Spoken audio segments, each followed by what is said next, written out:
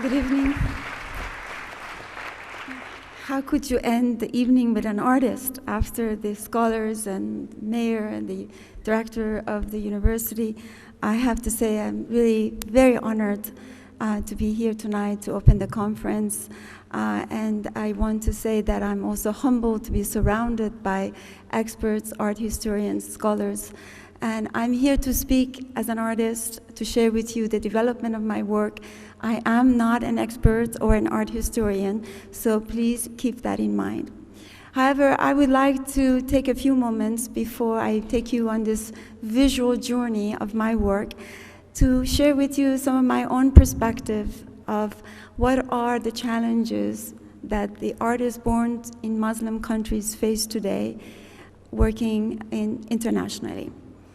And as you know, there is first questions I would like to ask. How do we define contemporary Islamic art today? Is it possible to generalize and package all artists that are born in Islamic countries into one? Like, would it be possible to package and generalize all artists born in Western countries as Christian artists? Is it possible to approach an understanding of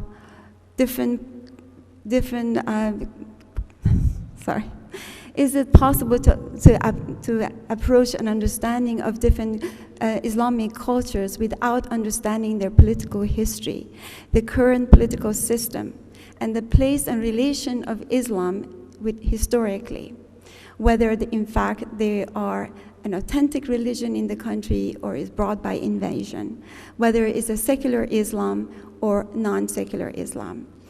And whether the artists who are living in contemporary artists in the Islamic world are dealing only with traditional barriers or in fact cultural taboos, or in fact they're dealing with sanctions imposed by the government, meaning censorship or absence of freedom of expression. So is it possible for us to speak on the same terms about Iranian artists who are living and working in Iran as it is to speak about Turkish artists, Moroccan artists, Saudi Arabian artists? This is nearly impossible. Now, my next question would be, is the Western culture somewhat guilty of overgeneralizing and vastly stereotyping and expanding and perpetuating the negative,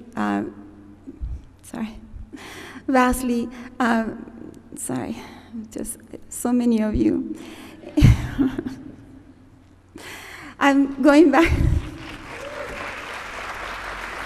I want you to know that I'm just an artist.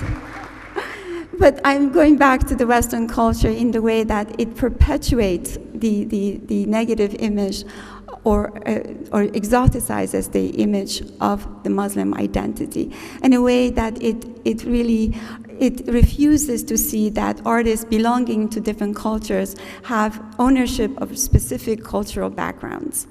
And therefore, today, as Islamic artists, I would say being a contemporary Muslim artist is a mixed blessing. On the one hand, you have the world's attention as Islamic subjects and cultures are perpetually topical and fascinating. But at the same time, we are defying, confronting, resisting stereotypes and cliches that are made about our cultures. And yet, some of us, inside of our homes or in exile, we're also dealing with our own traditional societies, but also oppressive societies that create such boundaries and suffocating pressure for us to produce work and sometimes to even work with the absence of freedom of expression, etc. So ultimately, I think for contemporary Muslim artists today, all they want to do is make art. But in reality, they have two battles to fight, one inside of their country and one on the outside. Now, let me take you back to what it's like to be an Iranian artist. As most of you know, Iran has had a major cultural and political transformation after the Islamic Revolution. We were once Persia, and now we're Islamic Republic of Iran. We were once a secular Muslim country, and now we are a dictatorship, a non-secular society. We were a country that once religion was a choice, a personal, philosophical, spiritual, mystical practice. Now we have a country that has brought a revolution that has made political Islam and ideological Islam. If we were once known with our mystics and poets and philosophers and scientists and artisans and architects, now we're known by our mullahs and by the fanatics, people who make nuclear wars and bombs and their revolutions and atrocities and oppression. This has caused a deep identity crisis for Iranian people. We are conflicted by our Persian and Islamic identity. I believe every Iranian today embodies that identity crisis, that kind of conflict. In fact, many Iranian people left Iran after the Islamic Revolution because they were not comfortable with this way of Islamization. This was not the spirit of the Iranian people, the way that Islam was brought through the Islamic Revolution. My work, in many ways, embodies that form of dichotomy, that kind of identity crisis, the Persian versus the Islamic. My work, in one hand, has a footing on emotional, poetic, mystical, philosophical issues that are rooted in pre-Islamic literature, tradition, and yet my work is perpetually dealing with the current socio-political realities of Iran. My work also borrows from the ideas of classic Islamic art, the principles of classic Islamic art, the absence of portraiture, the way that abstraction, repetition, symmetry, harmony, the integration of text and image, the use of decorative motif, the emphasis on idea of beauty, which is, I believe, the principle, for most of you know better than me, the principle of idea of classic Islamic art. Somehow it's all embodied in my work, and it has taken me years to realize that as an artist. So I would say artists like me are the embodiment or the readaptation of classic Islamic art with a contemporary political twist. I would like to also, before I go to review some of my work, to say that my work has changed a lot from photography to video to filmmaking. But there's a few things that have been perpetually there. One is the question of personal. Unlike what most people think, I'm not the ambassador of Iranian people, Iranian artists, women of Islam. My work has developed based on my own personal desire and need to cope with my distance from the country, since I have been absent from my country ever since I was 17 years old, before the Islamic Revolution. And since then, my work has been a way to reconnect, to create a dialogue with my own lost country, and in many ways to keep that relationship alive. So my work is fiction. It's not documentary. My work is created from the perspective of an artist living abroad. But my work is personal but not autobiographical. It's also political. Why political? Because I don't believe there is a single living contemporary Iranian artist who can claim that their work is not political. Politics has defined our lives, the past, the present, and the future. I have lived most of my life outside of Iran due to the Islamic Revolution. I have been, since 17 years old, distant from my family and my home. So you can understand the urgency of the political issue is not a choice. It's a reality of people like myself who don't find politics as a way that is escapable. Poetry. I believe if most of you know Iranian people, poetic language, metaphoric language, allegory is the way that they best can express their political and emotional senses. I don't believe that is a surprise for a country that has been ruled over and over again by dictatorship. Poetic language has been the most subversive and most free way to be able to say everything that is not allowed to be told. And naturally, I have intuitively embraced the language of poetry.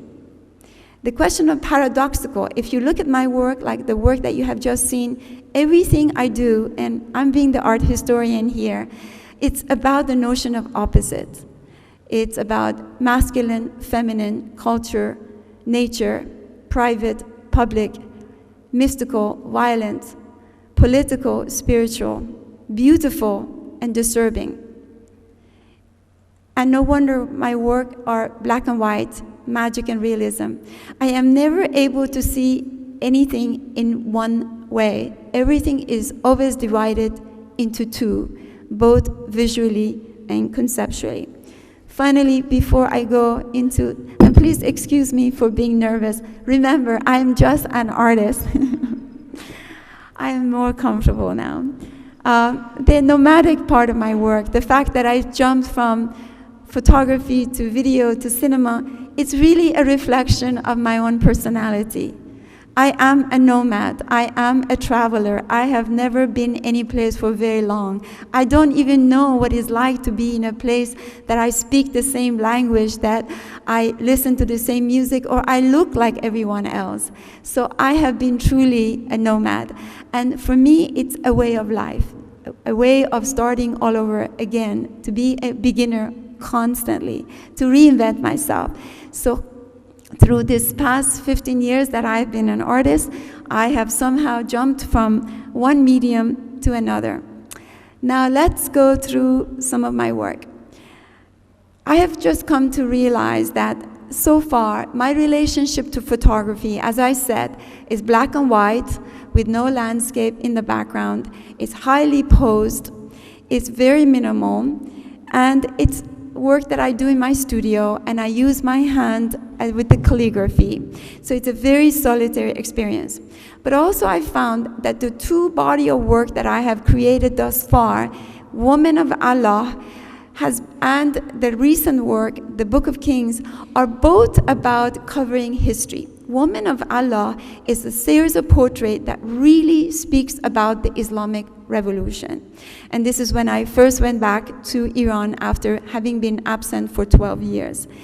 In many ways, this series of photographs try, from the perspective of an artist who has lived abroad for many years, to go back and to comprehend the transformation of Iranian society from Persia to Islamic Republic of Iran. And since the subject was so vast, I decided to focus on the concept of martyrdom that at the time during the revolution was so popular and almost institutionalized. For me, as an artist living abroad, as someone whose generation brought the Islamic Revolution, was not directly involved with the revolution, it was a profound curiosity, this intersection of love of God, faith, devotion, yet cruelty, death, and violence. This group of photographs basically become my interpretation, my way of understanding, framing my questions as an artist who has been outside to comprehend the principal ideas behind the Islamic Revolution. The main components of this series was the female body, which is very, very controversial, the text, which is written poetry by Iranian women poets, the veil, which is absolutely the most controversial symbol when it comes to an understanding of Islamic cultures, particularly in relation to women, and the weapon that clearly suggested the violence that was relating to the Islamic Revolution. This point, I was actually posing for the photographs myself. It really started like a play. And this was after having abandoned art for about 10 years. So this group of photographs are my first entry into the art world. The next group of photographs I would like to show is how, if Woman of Allah sort of captured the essence of a historical moment in Iranian history in 1979, which was the Islamic Revolution. 2009, we saw the Green Movement, we saw the Arab Spring. To me, there was another major transformation in the Iranian society. if in the past, in the Islamic Revolution, we saw women that were submissive, that were religious, that were so, that they didn't have a particular identity of their own, in generation that is current in 2009, you have young Iranians who are highly educated, that are not submissive, and they're very combative and defiant. This group of photographs were also trying to pay tribute to the spirit of activism, to the spirit of the people of Iran who poured into the streets of Tehran in the summer of 2009 to confront the Iranian government after the fraud of the election.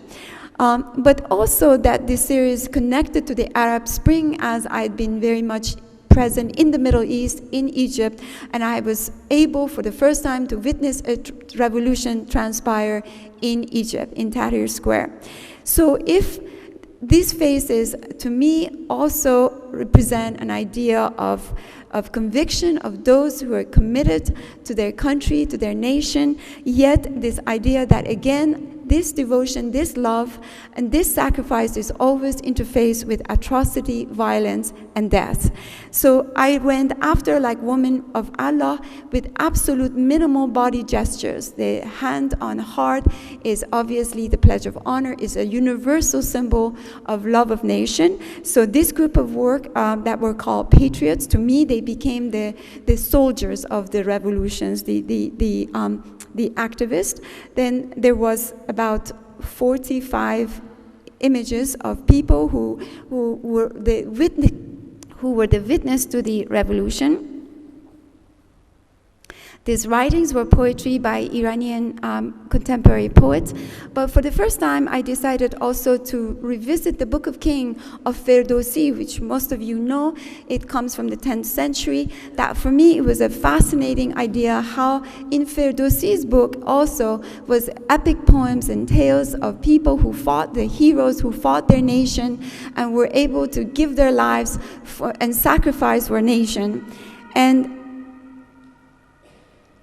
I took ideas from the book and even the illustrations and the paintings of the Book of Kings and literally painted it on the body of the villains. These three people, for example, the villains represented the people of power, if the previous crowd represented the people who were really fighting the power.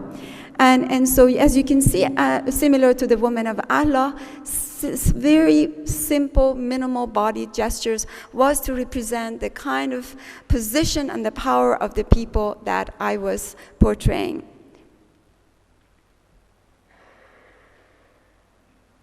For me, this idea of connecting the past and the present, the poetry of the Ferdowsi to the contemporary situation was of an interest. Then I have been spending a lot of time in Egypt as I'm preparing a film. I actually created a whole new body of work in Egypt. It was shots of the people who were older, who was, for me, the closing of the chapter of the Book of Kings, which was the people whose children, whose people who have seen a lot of loss. To me, this group of people convey the feeling of loss that came after the previous sense of euphoria that came with the revolutions and the Green Movement in Iran and all over the Arab Spring. So I actually set up shop in Tahrir Square near Tahrir, and I brought people from the streets and I photographed them. I asked them to share with me an experience of loss and despair, personal tragedy or national tragedy, and I was able to photograph them, and eventually all the calligraphy is done on their faces.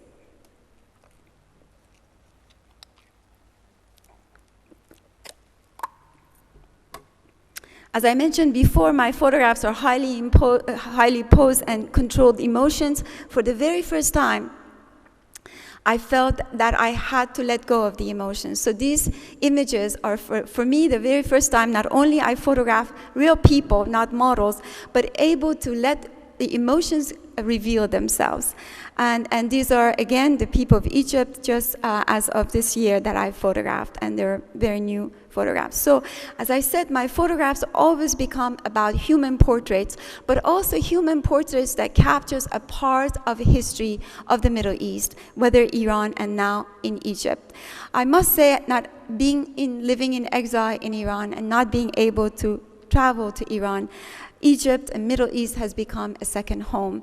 And slowly, as my distance from Iran is continuing, I'm branching off to other cultures, which I will get into as I get closer to my most recent film. Now I want to say to you about my development from still photography into film. As you know, that I think that I made photographs from 1993 to 1997. I felt a certain frustration as I became a kind of a prisoner of my own work, every day using my own hand, doing the calligraphy. And I felt that it became too much of a commodity, too much of an object. And I felt the desire to be able now to tell a story. So literally, these are the photographs that began to move. And the subjects continued, but with the moving picture, I also found an ability to be more poetic, less directly political, to be able to get out of the studio into the world and be able to collaborate with musicians, with cinematographers, to create work that puts you as the audience not in front of only an object, but to literally be able to be given an experience. In the case of Turbulent that you saw, was you were sitting in between the male and female singer. So you were literally a participant of the piece. And to emphasize that the piece was obviously about the absence of the rights of the woman to sing in the Iranian society.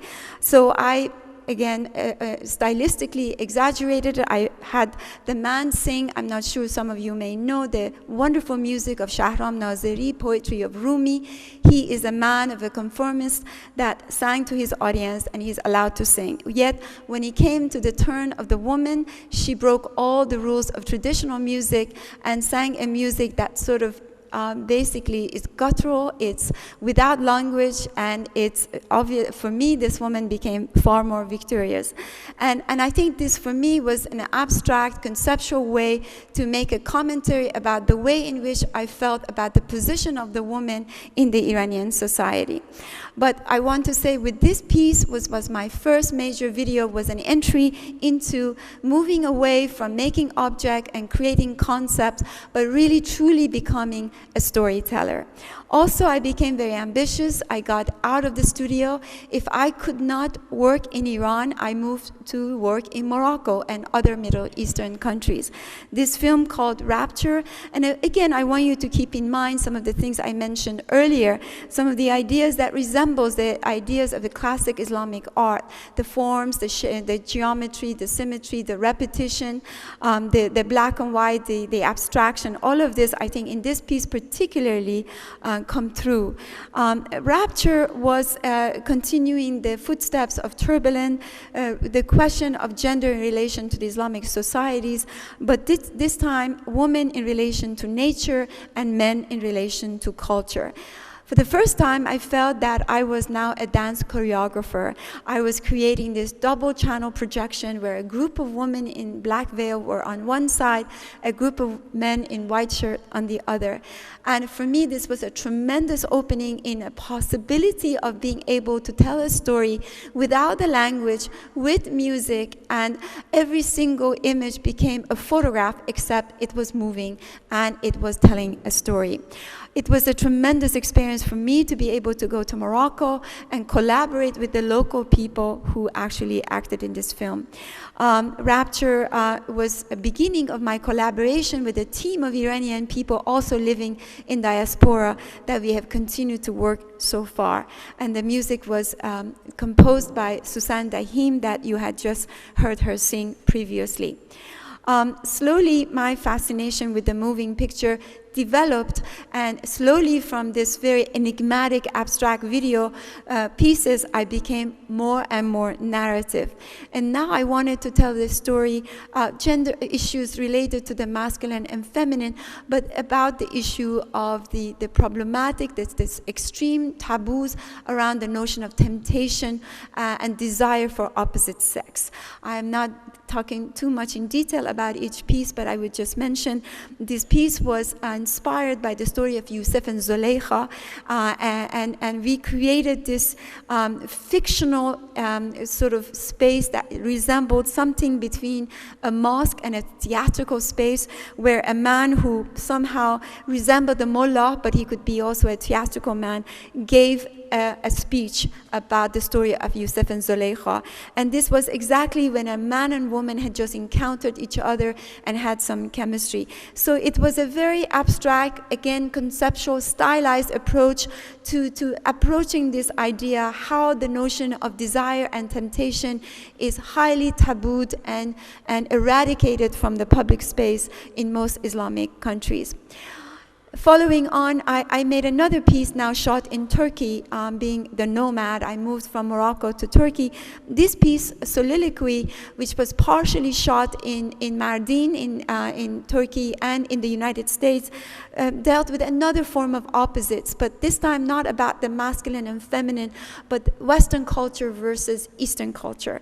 I went after fantastic Islamic architecture and Western architecture in a way that they represented the ideology, the principal values of each culture. I myself played the role. I was simultaneously present in the West and in the East. There were two projections in two opposite walls. And what, if I had to say a thread of the story, was that basically the woman never felt quite comfortable either in the East or the West. If the West was very individualistic and capitalistic, the East felt very suffocating and traditional and religious.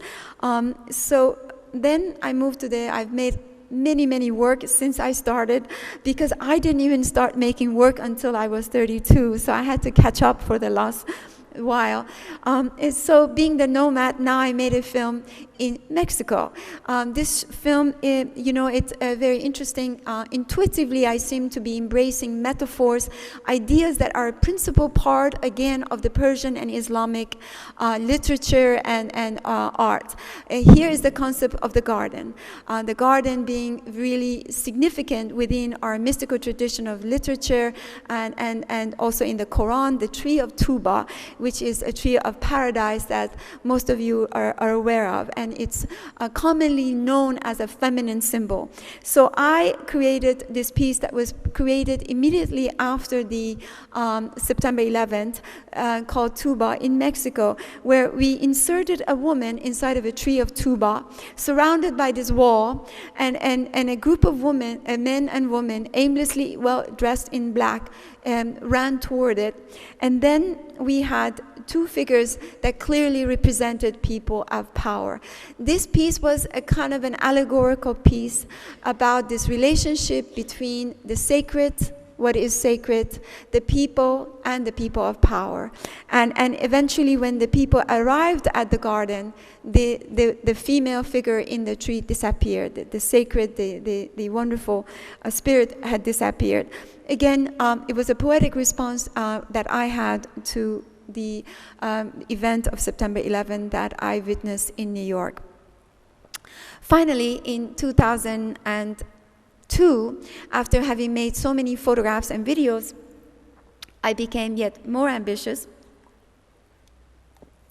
I decided to abandon art pretty much altogether. The idea of making photographs that were hung in museums and galleries, the idea of participating in one international exhibition another, the idea that the work that I had made was not accessible to the average common people that I was photographing, the people of Iran who had no access to these museums or galleries or internet. So I decided that I would push beyond the walls of galleries and museums and enter the realm of filmmaking, making a film that could have distribution, and making a film that could be disseminated within the mass culture. Now, what happened is that I had no previous education in cinema, but I spent 6 years. We made this film based on a book by a wonderful Iranian author, Shahnoush Parsipur, who is also living in exile. She is the one out of the 5 foremost significant writers of Iran who spent 5 years in prison. And I took her book and readapted it into this film. It's important to point out that film is magic realism, just like my own work has a footing in exploring emotional, mystical, magical issues that are utterly timeless and universal, and yet it takes place in 1953 in Iran, when we experienced a coup that was organized by the American CIA in collaboration with the British government. So it was of my interest to make this film because, again, in one hand, I could explore the plight of 4 women as they reached for an idea of freedom, independence, as I explored the country of Iran that almost became the 5th female character, that it too was looking for an idea of freedom and democracy. So I started with this book in a conceptual way, but I made a film that eventually won the best film or best director Silver Lion at the Venice International Film Festival in 2009. It gave me a great gratitude, even artistically, to have taken such a risk, but professionally to see my work finally was being seen in the Iranian community. In fact, if I have any notoriety in Iran today, it's not because of my artwork, but because of this film that was able to be distributed through piracy, and people like my own family were able to see it. And also it paid tribute to this wonderful writer, but also it covered a fundamental, significant, pivotal part of Iranian history, which is the 1953, that most of us think that was the groundwork for the Islamic Revolution. So as I'm speaking, you see how I've traveled from a work that covered the Islamic Revolution through the Women of Allah of 1979, the portraits that covered the 2009, and now I see myself having made a film that covers 1953. So this has not been a strategic move on my part, but it's somehow a tendency, the activist in me, that feels it's important to return to history, that history tends to repeat itself, actually. To mention the few characters that were significant, this was a woman in her 50s that had an inspiration at her age to start life over again. And again, just like Tuba, the core of the story is about an orchard. It's a magical orchard that becomes a kind of a sanctuary, a place of safety, a place of security for those women who one way or another were running away from their difficult lives. Once they arrived in this garden, was like the Garden of Eden. No logic of the external world applied. Everything was completely ephemeral. There was no walls. The time stopped. The sound stopped. The woman had an ability to create a utopian society that was somehow free of the outside world. So that 4 women actually move in here and live together. So my film, in one hand, explores this space that is extremely sacred and mystical and heavenly, but punitive if the woman made an error and committed a sin. And yet I would go back and forth to the city of Tehran, where history was being unraveled. So not very different than my approach to my photography or to video, where I continue to balance, the very stylized, the very mystical, emotional, feminine subjects with hardcore political and historical issues that I think are significant, but are really at odds. Again, being the Persian and the Islamic, that seems to be running in the core of who I am, that I cannot escape one or the other. So Farrokh Laga is this character who comes and buys this orchard to turn it into a salon, which eventually becomes invaded by the military. Another character, which is a magical character, is Munes, who has an aspiration to become a political activist, but her family won't allow her, so she commits suicide, and only through death she's resurrected and she's able to participate in the social, political process and demand social justice.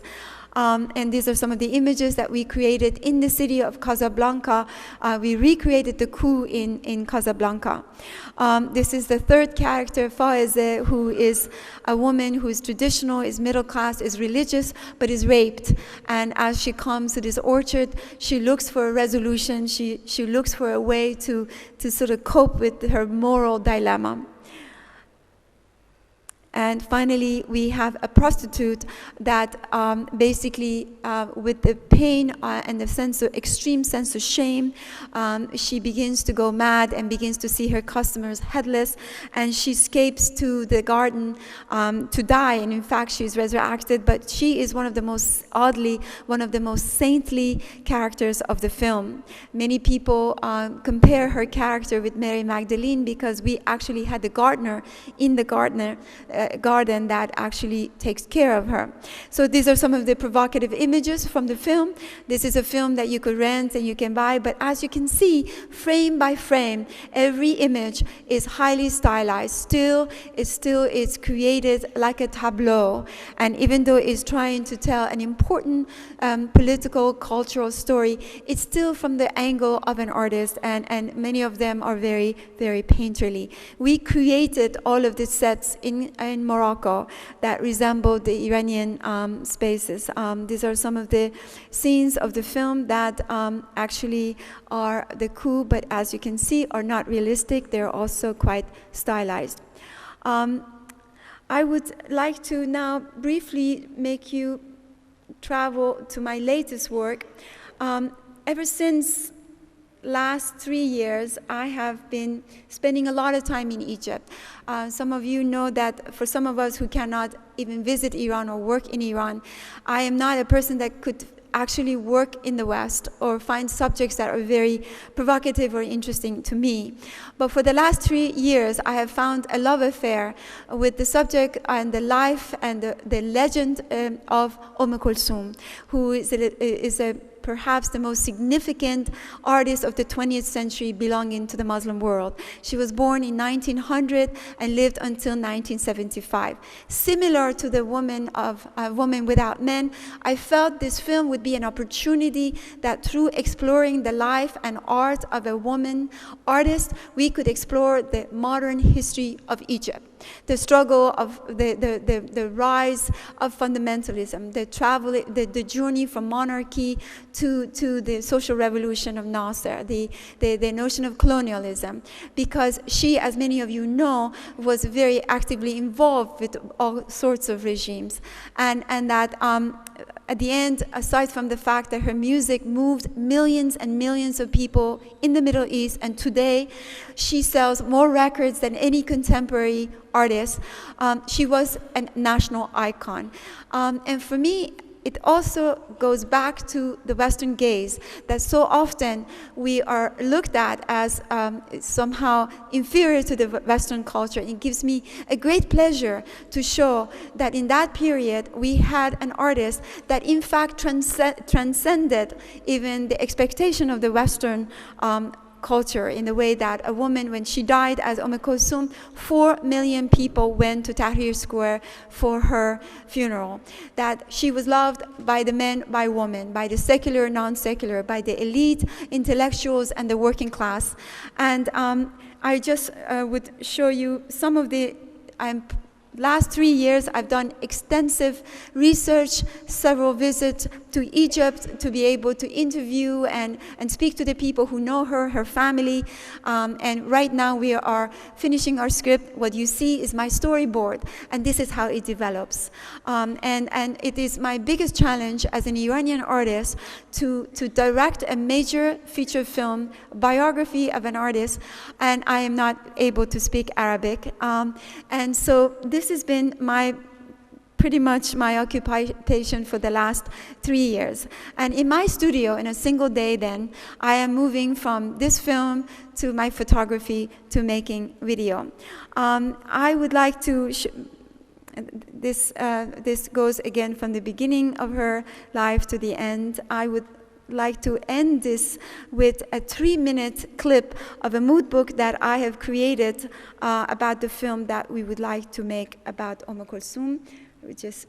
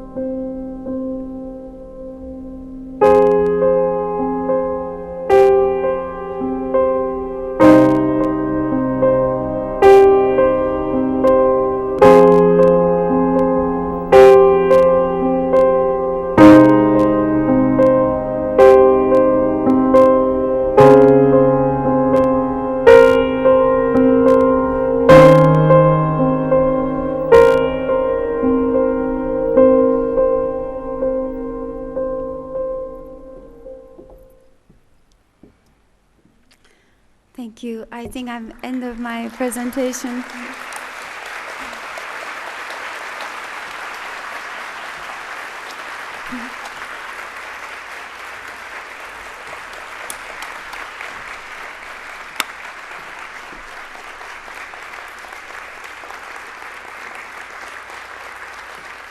I think, And I apologize again for being nervous. I don't normally get so nervous, but so many smart people in this room. I feel like artists shouldn't speak, they should just make art. well, I think I speak for all of us when I just say, wow. That was fabulous. That was terrific. Shireen has very generously agreed to answer any questions if anyone in the audience has questions. Yes. And you'll have to speak loudly, and perhaps if you stood up, then do we have, oh, we do have a microphone. Hold on a second.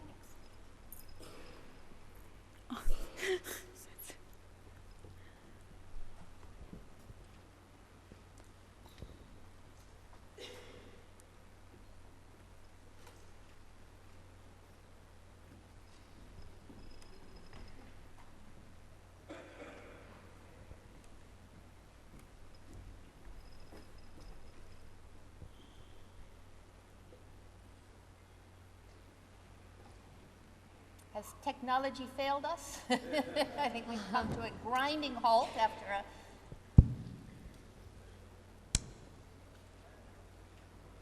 a... Okay, yes, here's one. Oh, one of them worked. Yeah, this does work.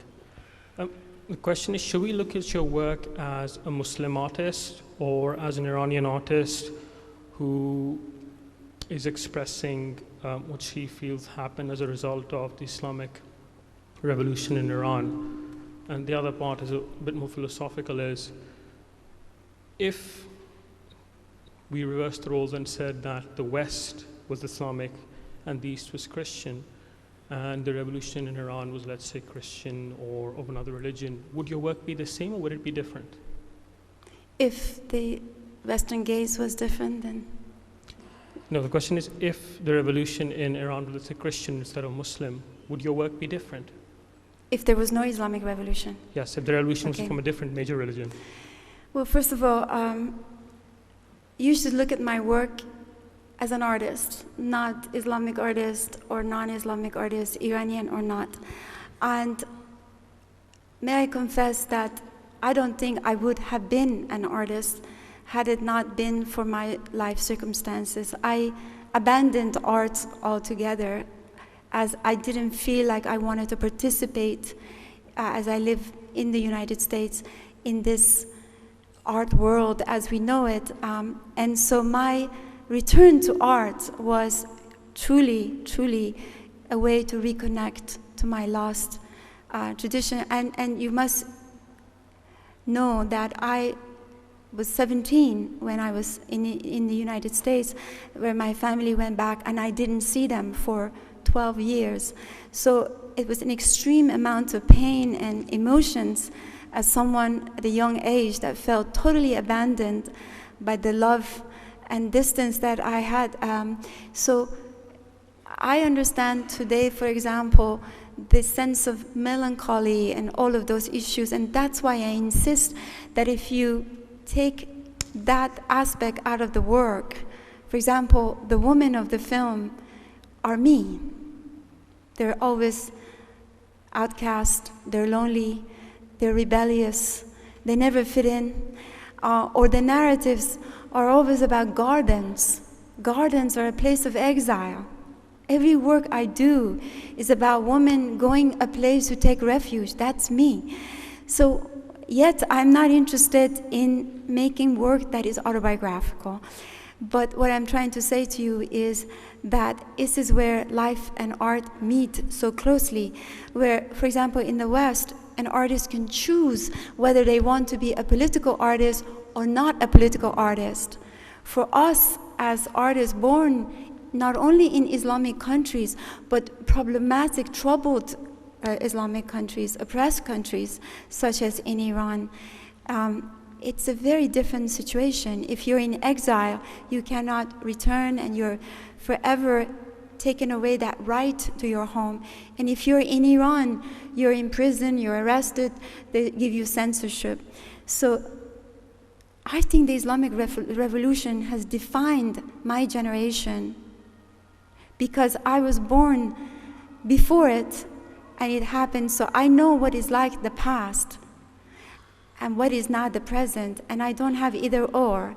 And so my work it's a consequence of this history. And I don't want to just talk about me because my work is not just about me. As I said, this is about a profound identity crisis that all Iranian people live every day. Are we Persians? Are we Muslims? Are we people of poetry? Are we the people of fanaticism?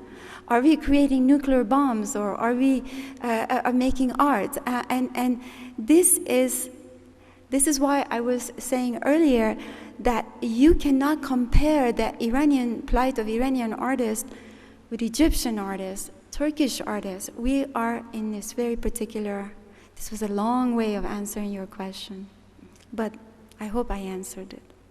Thank you. Yes.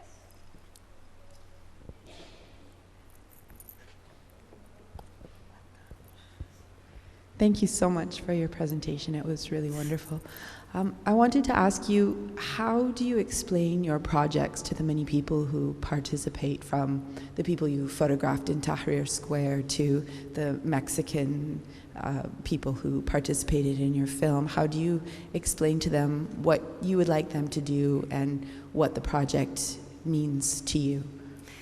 I'm so glad you asked that because in many people's eyes, my work is so stylized and it's such a controlled emotions, and you wonder, is she treating the people like statues, or do they really have a heart? I mean, does she really go inside? And I noticed with my portrait photography, they're all about composed emotions. This time, when I went to Egypt, it was this extreme sense of despair, loss, with all of us after the euphoria of the Arab Spring and the Green Movement and the sudden sabotage. And I wanted to go back and to close the chapter of the Book of King to capture that feeling of loss and defeat. But there was a human side to it. I knew that it would be older people I wanted to photograph, because so much of the younger people, the beautiful youth of Arab and Iranian societies were on the streets, on the papers, but I wanted to see the faces of the family who mourned. But on top of that, I have a photographer I work with who's American. He photographs for me. I directed. He lost a 21-year-old daughter just before we went to Egypt, and he was in the state of mourning. And I decided that we have to bring these people together, Egyptians, poor, not poor, Larry Barnes, who is American, myself. And we brought these people one by one. We brought them from the streets, extremely poor people, hardworking. And I guess coming from cinema, I have now some experience working with actors or people. And I said to them that we're here because we're all feeling an incredible sense of pain, loss. He has just lost his daughter. I come from Iran, and I have my own feeling of pain. I would wonder if you could share with me some personal or national sense of loss that you have had, that you could not speak about, but show in your face. And before I know, every one of them began to cry.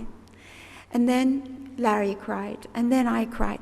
It was the only time that I allowed myself to almost cut right here and let the emotion be flown and let it unravel. And it's the first time I really worked in my photograph with people. And it was the most amazing experience I've ever had. because these were real people. This was not just about making art. And I want to also emphasize something I didn't say before. I am an artist, but there is a part of me who is an activist, who for a long time, I was ashamed of being called that. But I deeply care about the people. I care about people whose lives are not in their own control. And so it's very important for me, and particularly with filmmaking, it allows me to be in the middle of it. That I don't sit in some studio in New York fabricating fictions about people that I have no contact.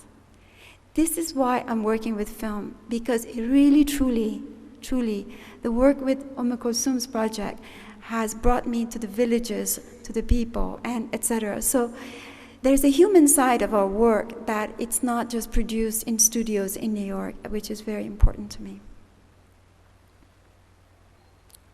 Ali, is I...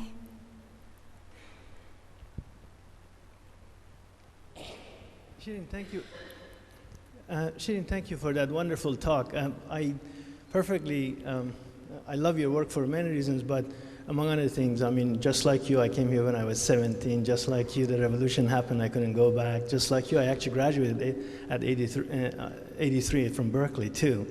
So we're almost we're exactly same age. We were Berkeley same time. I left Iran right before the revolution, and I love your work for many reasons that are, I think, does speak to all of us, Iranians and so on.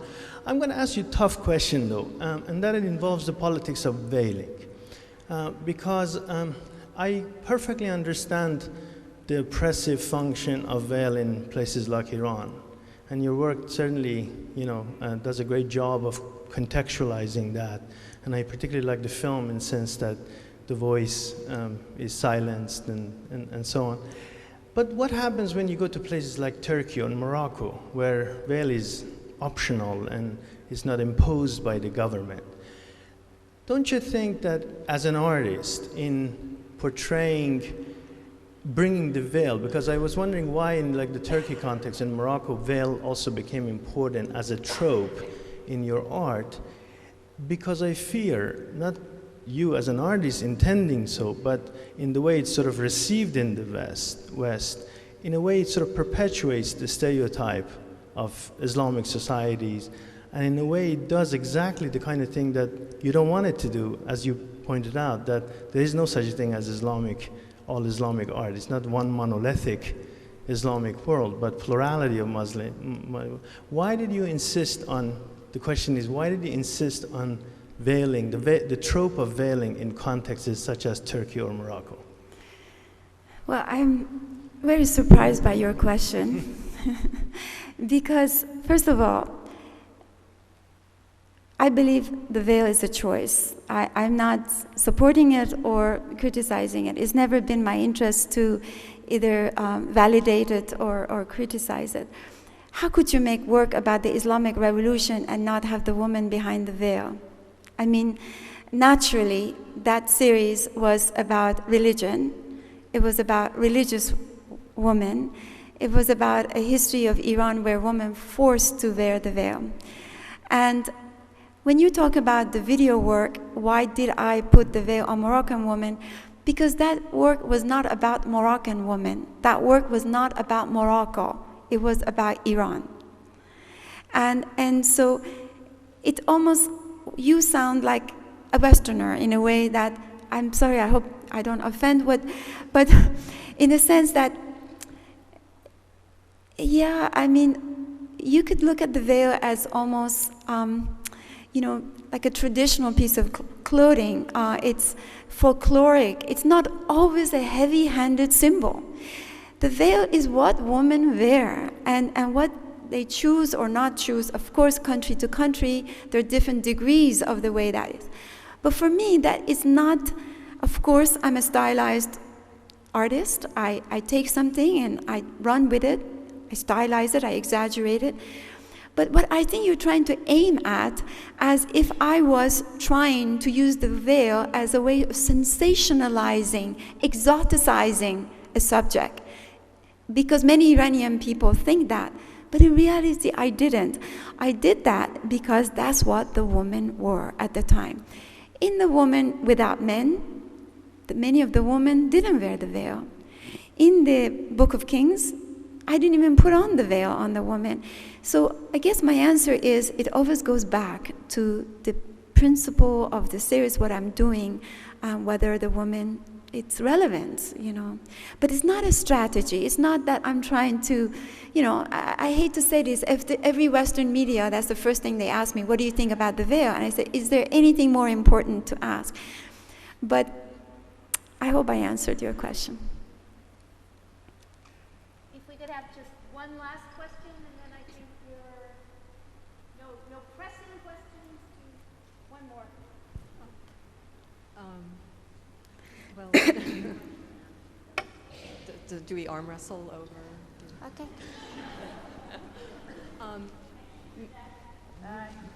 I did recognize the speaker here. So.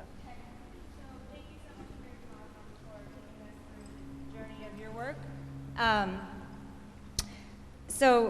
I don't know that I can articulate my question as well as you were able to articulate the passage from the photography with the poetry laid on top of the image, and you spoke about embodying, I think, I don't want to misquote you, but and somehow embodying the poetry itself, or maybe I'm projecting this. So I guess my question is, how has your use of poetry changed between the early images when the poetry is actually in some ways veiling or a translucent veil on top of the subject, and the subject being yourself, into your most recent work, which it seems like is a very physical embodiment, where Kulthum, you know, is famous for singing all of these classical Arabic poets. And how do you think that the image and the poetry work together to tell either a historical or a more universal story? I guess that's my question. It's an excellent question. The role of literature, whether poetry or novels, have been significant in my work. I started Women of Allah with poetry of Furul Farrokhzad, a number of contemporary writers. Later, I also used some of the women who wrote, like Tahireh Safarzadeh, who was a very strong believer of the Islamic Revolution, and inscribed it. Later, with the Woman Without Men, I used the novel of Shahnoush Parsipur. And the case of the Book of Kings, I thought it was an ironic thing to return to Ferdowsi, whose tales were about pre-Islamic conquest, the atrocities, the heroes who love their nation and self-sacrifice, and yet they're constantly beheaded and killed. And to me, there was an irony about the face of Iranian people, Persians now, you know, dealing with this dictatorship in a way that their atrocity is beyond explanation. So I took not his words, but his images and his approach. It was a very conceptual way. With music, it's interesting because if the literature that I inscribed on the photograph became a kind of a voice, the emotional suggestion of an emotional and intellectual voice of the woman, with the music, the poetry bring the film alive, and it added and neutralized the political dimension, and added, I mean, often I use the Attar, I have Rumi, the one that you just listened to, music of Kulthum. So is to again re-emphasize the culture of, I could say, all Islamic cultures for a change, I could generalize this paradoxical, this intersection between the more mystical, more spiritual encounters with deeply troubling political realities. And to me, all of my work, and inspired by the literature that I find, embody that form of dichotomy. Always the beauty is intersected with something terribly dark, terribly horrifying. To me, this is Islamic art of today, where you didn't perhaps have that in other centuries. So my feeling is, in Iranian society, our literature, our writers have done the best job, better than anyone else I know from the creative imagination, that have put that into focus. That profound pain of people who are living at the time that they belong on one hand to a culture so beautiful and so rich of mystics and poets, and yet so devastatingly, deeply embedded in violence, atrocity, oppression, hopelessly so. And so this is why I make my references from the writers who can express it better than me. I am better with the visuals, but not so good with words. That's exactly why I'm not so good with words tonight. I think I did a terrible job explaining my work. But if we're talking about contradictions, opposites, that's me. I am a very strong, tough woman, but I'm also very fragile and vulnerable. On that note, I thank you all for being here and really listening to my...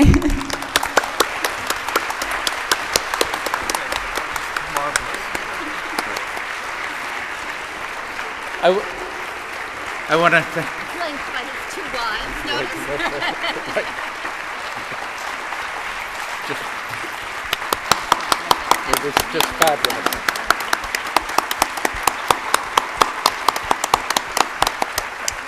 Well, I think we can all say what a great pleasure and honor it has been to have you and start us off on this symposium.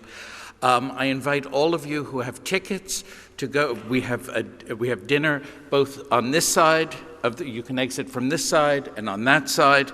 I also have another to remind you that tomorrow we are not going to be here, but we're going to start in the morning at the Palazzo Steri at 9 o'clock sharp American time at the university. And so we will continue, but I have to say, I think we should all, another hand for what a rousing start we had.